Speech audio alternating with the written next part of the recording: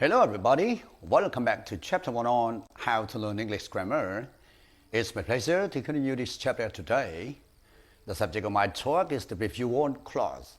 I've divided my talk into 3 different parts. They are part 1, I'm going to talk about the definition of clauses. Part 2, I'm going to talk about the sources of clause. And part 3, I'm going to talk about the function of clauses. If you have any question, please feel free to comment. សួស្តីអ្នកនរគ្នាសូមស្វាគមន៍អ្នកបានត្រឡប់មកកាន់មេរៀនទី1វិញស្ដីអំពីរបៀបរៀនវេយ្យាករណ៍ភាសាអង់គ្លេសហើយខ្ញុំសប្បាយចិត្តមែនទែនដែលមានឱកាសបន្តការបង្រៀនមេរៀននេះនៅថ្ងៃនេះហើយប្រធានបទនៃការជជែករបស់ខ្ញុំគឺជាការសង្ខេបជូនលោកអ្នកអំពី clause ខ្ញុំបានធ្វើការបែងចែកការជជែកវិញនេះទៅជា3ផ្នែកខុសៗគ្នាបាទមានដូចជាផ្នែកទី1យើងនឹងនិយាយគ្នាអំពីនិយមន័យរបស់ clause ហើយផ្នែកទី2យើងនឹងនិយាយគ្នាអំពីប្រភពរបស់ clauseហើយក្រោយគេគឺផ្នែកទី3យើងនឹងជជែកគ្នាអំពីតួនាទីរបស់ clause ហើយបើសិនជាលោកអ្នកមានសំណួរអ្វីមួយលោកអ្នកអាចសួរបានតាមរយៈការ comment បាទ Let's start with part 1 the definition of clause What do you mean by clause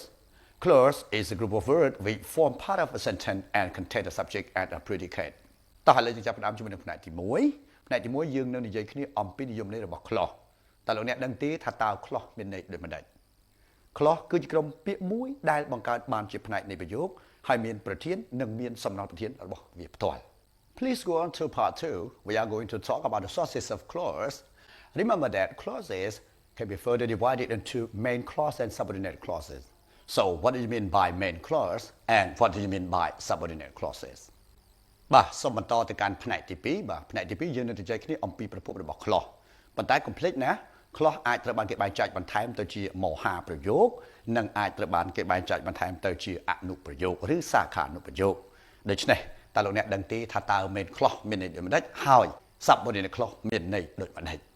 Okay let's start with main clause Main clause is a clause which has a subject and a predicate and expresses a complete thought បាទឥឡូវយើងចាប់ផ្ដើមជាមួយនឹងមហាប្រយោគមហាប្រយោគគឺជាប្រយោគមួយដែលមានប្រធានមួយមានសំណល់ប្រធានមួយហើយវាអាចបញ្ជាក់នៅគំនិតដ៏ពេញលេញមួយបាន Now we come to subordinate clauses Subordinate clauses is a clause which has a subject and a predicate but does not express a complete thought In other words it can't stand alone as a sentence អូខេឥឡូវយើងមកដល់អនុប្រយោគគឺជាប្រយោគមួយដែលមានប្រធានមួយមានសំណល់ប្រធានមួយក៏ប៉ុន្តែវាមិនអាចបញ្ជាក់គំនិតដ៏ពេញលេញមួយបាននោះទេពោលគឺវាមិនអាចឈរតែម្នាក់ឯងបានដូចជាប្រយោគធម្មតានោះឡើយ Now we come to part 3 we are going to talk about the function of clause Notice that clauses have 3 different functions They are noun clause adverb clause and adjective clauses អូខេឥឡូវយើងមកកាន់ផ្នែកទី3ហើយនៅផ្នែកទី3នេះយើងនឹងជជែកគ្នាអំពីតួនាទីឬក៏មុខងាររបស់ clause សូមចំណាំផងដែរថា clause មានមុខងារឬក៏តួនាទី3ខុសៗគ្នា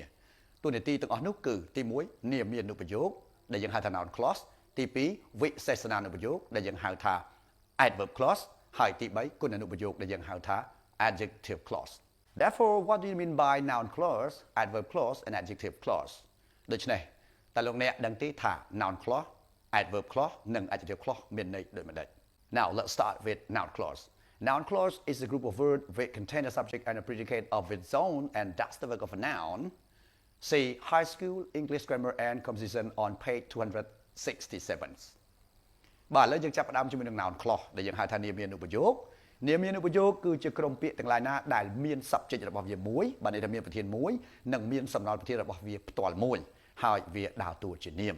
សូមទៅមើលនៅក្នុងសៀវភៅ High School English Grammar and Comprehension នៅលើទំព័រទី267 Now we come to adverb clause Adverb clause is a group of words which contain a subject and a predicate of its own and does the work of an adverb. See High School English Grammar and Comprehension on page 260. បាទឥឡូវយើងមកនិយាយគ្នាអំពីវិសេសនានុប្រយោគឬក៏ adverb clause. Adverb clause គឺជាក្រុមពាក្យទាំងឡាយណាដែលមានប្រធានរបស់វាមួយនិងមានសំណល់ប្រធានរបស់វាផ្ទាល់មួយហើយវាដើរតួជា adverb សូមទៅមើលនៅក្នុងសៀវភៅ High School English Grammar and Comprehension នៅលើទំព័រទី260 This time we move to adjective clause. Adjective clause is a group of words which contain a subject and a predicate of its own and does the work of an adjective. See High School English Grammar and Comprehension on page 264. បាទឥឡូវយើងរំកិលមកដល់ adjective clause បាទ adjective clause ប្រែថាគុណអនុប្រយោគគុណអនុប្រយោគគឺជាក្រុមពាក្យទាំងឡាយណាដែលមានប្រធានរបស់វាមួយនិងមានសំណល់ប្រធានរបស់វាផ្ទាល់មួយហើយវាដើរតួជាគុណនាម លោកអ្នកអាចទៅមើលនៅក្នុងសៀវភៅ High School English Grammar and Comprehension នៅលើទំព័រទី269បានណា Yes everybody now let's go to see the chapter all together let's go បាទអ្នកទាំងអស់គ្នាឥឡូវនេះយើងចូលមកមើលក្នុងមេរៀនរបស់យើងទាំងអស់គ្នាណាថ្ងៃនេះយើងចូលមកដល់លេខ 1.4.3 ចំណងជើងគេដាក់ថា clauses មានន័យថាប្រយោគប៉ុន្តែពាក្យ clause នេះដូចខ្ញុំបានបញ្ជាក់ពីខាងដើមមកអញ្ចឹងថាវាជាប្រយោគមួយដែលมันអាចមានន័យគ្រប់គ្រាន់ទេណាអញ្ចឹងហើយបានគេបែងចែកវាឲ្យទៅជា main clause និង subordinate clause ឥឡូវយើងមើលគេបញ្យល់ថាម៉េចគេដាក់ថា like phrases clauses are also unit of languages វាមានលក្ខណៈដូចគ្នាទៅនឹង clear ដែរ clause វាក៏ជាឯកតានៃភាសាផងដែរ all clauses have a subject and a verb clause ទាំងអស់សុទ្ធតែមានប្រធាននិងមានកិរិយាសព្ទរបស់វា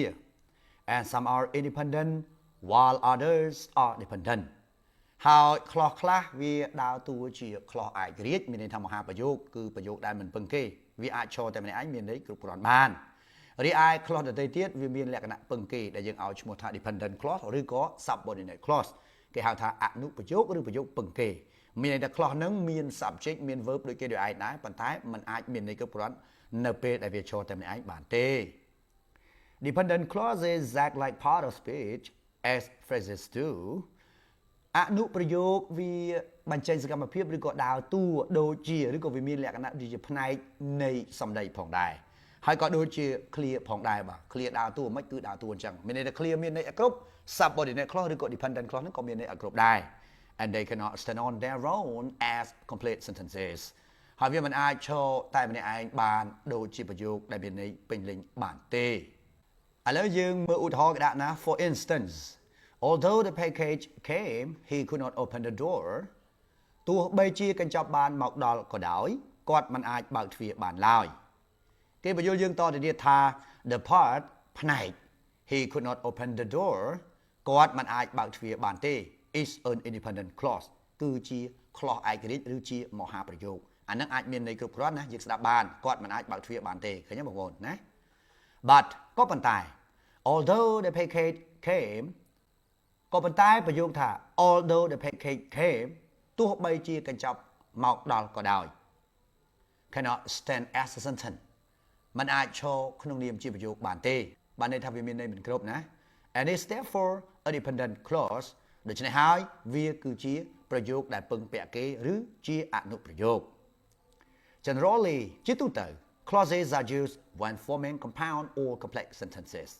គេប្រើ clause នៅខណៈពេលដែលគេបង្កើតកន្សោមប្រយោគឬប្រយោគចម្រុះ Okay now let's go to see the sentence analysis and I will give you some more example concerned with not only adverb clause but also noun clause and adjective clause let's go Okay តោះឥឡូវយើងទៅមើលការវិភាគក៏ដូចជាការវែកញែកប្រយោគជាមួយនឹងខ្ញុំណា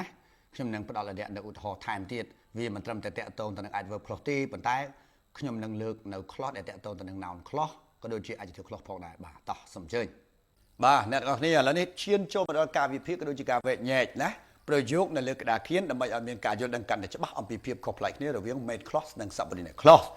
អញ្ចឹងកុំឲ្យខាត់ពេលយូរយើងមើលប្រយោគទី1គេដាក់ថា although the package came he could not open the door ទោះបីជាកញ្ចប់បានមកដល់ហើយក៏ដោយគាត់មិនអាចបើកទ្វារបានឡើយអញ្ចឹងយើងមើលប្រយោគនេះគេឲ្យឈ្មោះថា complex sentence ណាតែកាលណាយើងនិយាយអំពី complex sentence ដាច់ខាតវាមានមួយខាងជា main clause ហើយមួយខាងទៀតជា subordinate clause លក្ខណៈដែលយើងអាចសម្គាល់ subordinate clause បានលុះត្រាណាតែយើងដែលជាអ្នករៀនសូត្រនោះស្គាល់អំពីការប្រើប្រាស់ក៏ដូចជាស្គាល់ subordinating conjunction អញ្ចឹងយើងមើលកុំឲ្យយូរខ្ញុំប្រាប់តែម្ដងណានេះ although the package came អានឹងគេឲ្យឈ្មោះថា subordinate clause ធៀបទៅបើយើងដក although ចេញយើងនិយាយអំពី the package came នេះអានឹងគេឲ្យឈ្មោះថា clause ក៏ប៉ុន្តែនៅពេលដែលយើងបានដាក់ subordinating conjunction ចូលទៅវានឹងคล้ายទៅជា subordinate clause ជាមូលហេតុដែលធ្វើឲ្យវាមិនអាចឈរតែម្នាក់ឯងបានមានន័យថាវាមានន័យមិនគ្រប់គ្រាន់ទេបើចង់ឲ្យមានន័យគ្រប់គ្រាន់លុះត្រាណាតែវាត្រូវបំពេញន័យទៅឲ្យ verb adverb ឬក៏ adjective ណាមួយនៅក្នុង main clause ហើយនិយាយអំពីការវែកញែកវិញសម្រាប់គ្រូដទៃខ្ញុំអត់ដឹងទេតែសម្រាប់ខ្ញុំចូលចិត្តញែកពី main clause មុនណាតោះឥឡូវយើងទៅមើល he could not open the door នេះជា main clause ណាគាត់មិនអាចបើកទ្វារបានទេឃើញន័យគ្រប់គ្រាន់ប្រធានរបស់វាគឺ he final verb គឺពាក្យថា could រួចទៅដើរតួជា interest ដោយសារវាជា auxiliary ណាជួប not នឹងគេឲ្យឈ្មោះថា negative adverb បាទ adverb ប្រាប់ការបដិសេធចឹងវាមានតួនាទីបំពេញន័យទៅឲ្យអ្នកណានៅក្រៅវាដែលជា ordinary verb chẳng hạn năng đào tua trên nắn bữa vì chị bé rồi ta train để sai cái vì chụp cho mình năng nào noun fresh mà chẳng noun fresh đào tua cho object bảo vì màu chọc ở năng chỉ mình clause đào pe dương mà chắp ông pi although the pancake kém nè bong ôn bỏ phải mới miền này ở group cái nhảy bà tu hấp bay chỉ cần chọc bàn mặc đào hỏi còn đào cái nhảy này ở group đây chẳng tra ca bong bên này từ adverb được adjective nào môi chẳng nhà mới miền từ verb miền pi adverb miền môi đây bản ta đang ở thời ca đây chẳng miền code miền open chẳng dương một bên này open cho để xa code vi chỉ cái giờ sắp phải việc ởตัวเลยพอพบวิsubordinate clause ពេលដែលវាបំពេញនៅ adverb វាคล้ายទៅជា adverb ដែលសារវា clause យើងហៅថា adverb clause អីគេ adverb clause of concession ណាគេហៅថាវិសេសនានុប្រយោគប្រាប់សម្បទានបានន័យថាការសុខចិត្តឲ្យដែលសារអីដែលសារវាដឹកមុខដែលសារ subordinating conjunction of concession តែយើងទៅសេថា conjunction បានណាហើយ the package ជា subject ចំណែក came ជា final verb របស់ the package ហ្នឹងវាដើរតួជា intransitive verb ចប់ចឹងបូកបញ្ចូលគ្នាគេឲ្យឈ្មោះថា complex sentence ហើយតាក់ទងទៅនឹង complex sentence ហ្នឹងខ្ញុំចង់បញ្ជាក់ប្រាប់បងប្អូនយើងដែរណាយើងលើកយក subordinate clause ទៅដាក់នៅខាងក្រោយក៏បានដែរប៉ុន្តែសូមដកក្បៀសចេញណាតែបើសិនជាយើងលើកយក subordinate clause នេះខ្ញុំនិយាយចំពោះ adverb clause ណាមកដាក់នៅពីមុខ main clause complex ដាក់ក្បៀសប៉ុន្តែភាគច្រើនគេអត់ដាក់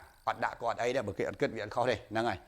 ចូលមកដល់ប្រយោគទី2គេដាក់ថា I strongly hope that you can understand ខ្ញុំមានសង្ឃឹមយ៉ាងមុតមមខ្ញុំមានសេចក្តីសង្ឃឹមយ៉ាងខ្លាំងក្លាថាអ្នកអាចយល់បានមិញណាមុនពេលខ្ញុំវែកខ្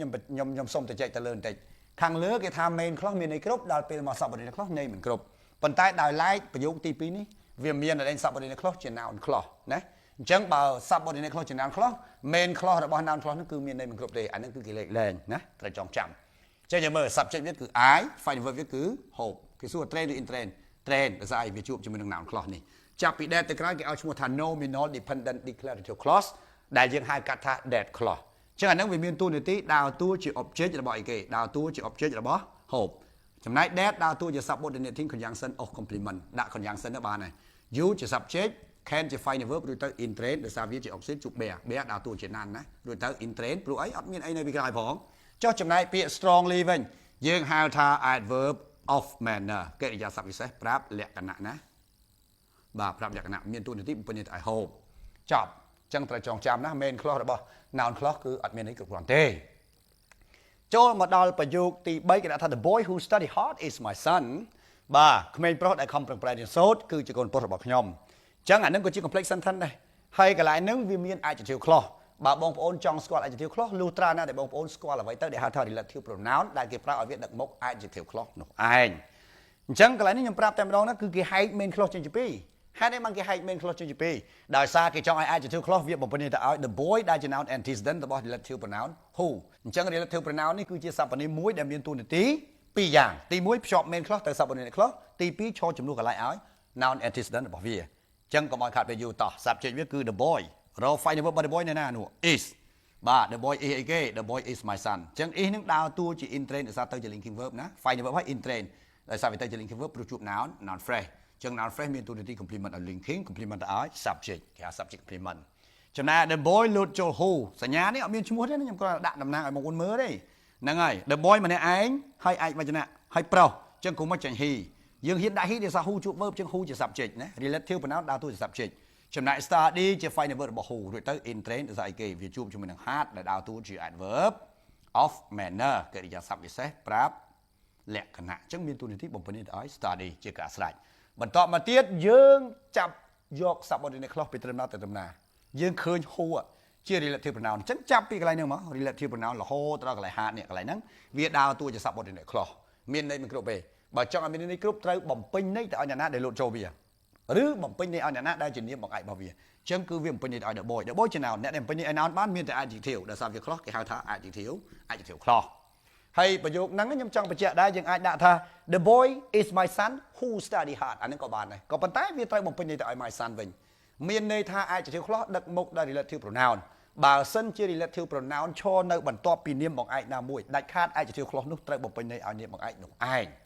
ចឹងតកតងទៅនឹងរឿង clause នេះខ្ញុំចង់បញ្ជាក់ប្រាប់បងប្អូនបន្តិចណារឿង adverb clause នេះអាហ្នឹងវាមានជាង10ទៅហើយចំណែកឯ noun clause នេះគឺវាមាន5ប្រភេទធំ